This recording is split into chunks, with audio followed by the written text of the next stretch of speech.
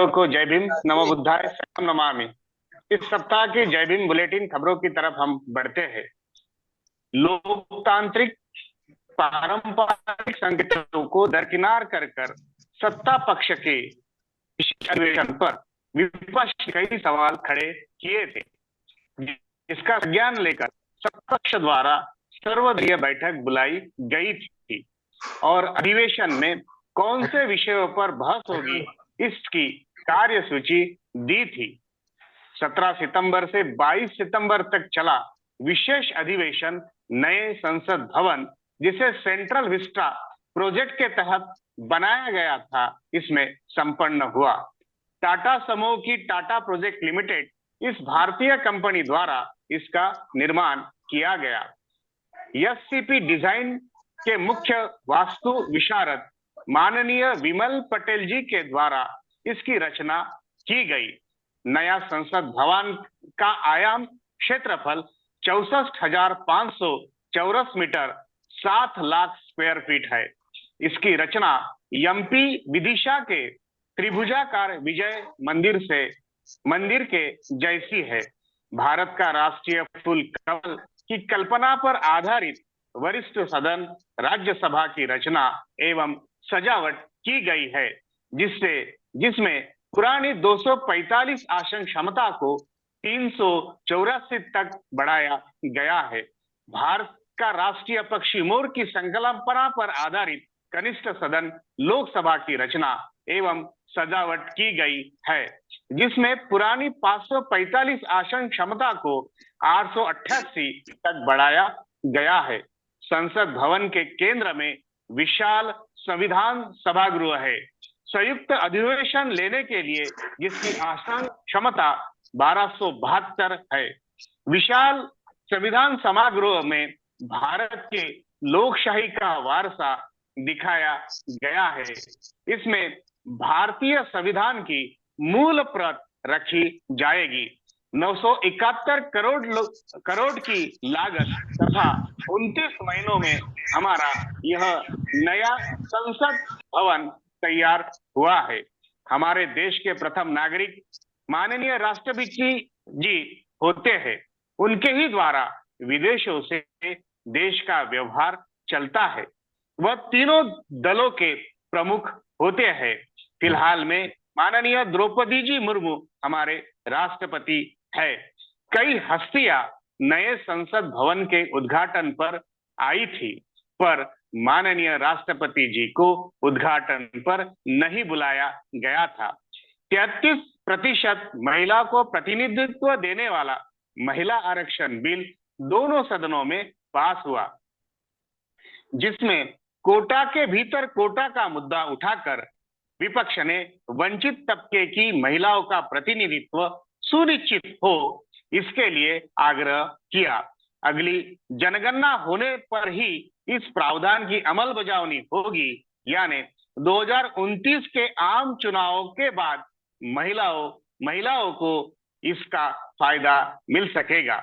BJP के सांसद ने बीएसपी सांसद कुंवर दानिश अली को भरी संसद में मुल्ला, आतंकवादी, कटुआ, उग्रवादी कहा। अल्पसंख्यकों को बारे में देश की एक खास विचारधारा क्या सोचती है, यह इसका जीता जागता उदाहरण है। छोटी छोटी बातों पर संसद सदस्य को बर्खास्त कर देने वाली सरकार अपने सांसद का केवल कड़ी चेतावनी देकर बचाव करती है। क्या इससे अल्पसंख्यक सुरक्षित महसूस कर पाएंगे? पिछले 9 सालों से देश का आर्थिक विकास दर औसतन 5.7% अर्थात मध्यम है, जो स्वीकृति आर्थिक गति, बढ़ती असमानता एवं नौकरियों की कमी को दर्शाता है। 2022-23 आर्थिक वर्ष में देश की घरेलू औसतन बचत 55% कम हुई, जो 50 साल का नीचांक है। 2021-22 में जीडीपी की तुलना में घरेलू औसतन बचत 11.2% थी, जो 2022-23 में इस आर्थिक वर्ष में आधी से कम होकर 5.1% रही। 2021 से परिवारों का औसतन कर्जा दुगना हुआ, जिसकी रकम है 15.6 लाख करोड़। 2022-23 आर्थिक वर्ष में ही परिवारों का कर्जभार है 8.2 लाख करोड़।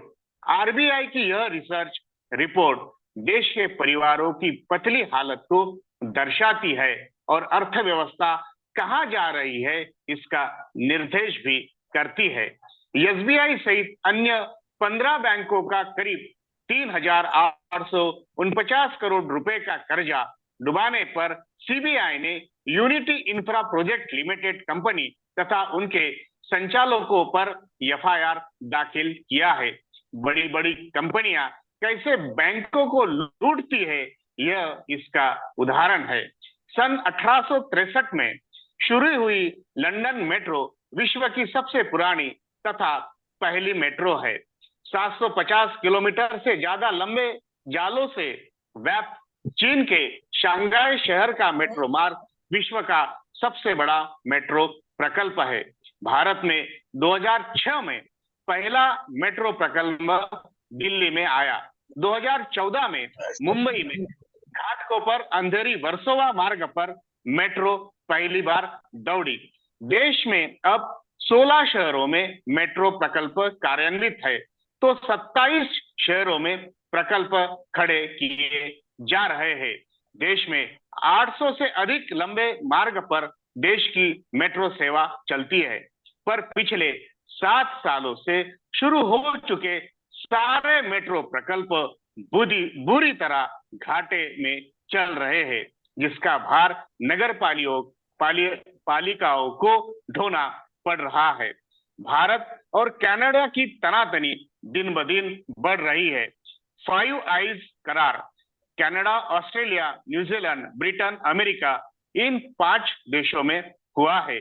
यह 5 देश एक दूसरे को गुप्तचर मामलों की पूरी जानकारी देते हैं।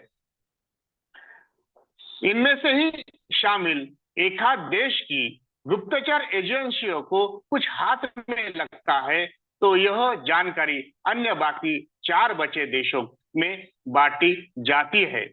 इन देशों ने कनाडा की मांग उठाई है तो भारत भी अपने स्टैंड पर अड़िग खड़ा है और अपनी तटस्थता पर कायम है। दोनों देशों की तनातनी जल्दी खत्म होकर विश्व बंधुत्व बढ़े, ऐसी आशा की जा सकती है। अगस्त में पूरी तरह विराम लेने वाला मानसून सितंबर में महाराष्ट्र के कुछ हिस्सों में कहर बरपा रहा है। नागपुर महाराष्ट्र की उपराजधानी में भारी बारिश एवं जल भराव से सारा नागपुर शहर जलमग्न हो गया, जिसमें 1,000 करोड़ रुपए का नुकसान होने की आशंका जताई गई है।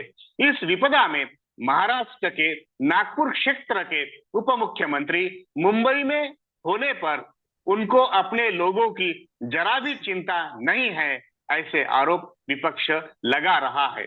महाराष्ट्र की सत्ता संघर्ष पेच पर सोमवार से नियमित सुनवाई होगी। विधानसभा अध्यक्ष का क्या फैसला होगा, इस पर उत्सुकता बनी है। अमेरिकी सेंट्रल बैंक द्वारा ब्याज दर बढ़ाने के संकेत देने पर भारतीय शेयर मार्केट में कई निवेशकों को हुआ भारी नुकसान। पोस्ट ग्रेजुएट वैद्यकीय अभ्यासक्रम के वर्गों में 0% अभ्यर्थी भी प्राइवेट कॉलेजों में ले सकेंगे दाखिले। इस आरोग्य मंत्रालय के निर्णय पर गहराई बहस। भारत खाद्य तेल का 80% हिस्सा बाहर से मंगाता है। इस आर्थिक वर्ष में खाद्य तेल की मांग रिकॉर्ड स्तर पर जाने की है आशंका। देश में 25 वर्ष के नीचे बेरोजगारी का 42% पर पहुंचा दर। इस सप्ताह की कुछ खास अहम खबरें थी। अब पूर्ण रूप खबर की तरफ हम बढ़ते हैं। पुलित्जर अवार्ड विजेती पत्रकार लेखिका इसाबेल विल्करसन इनके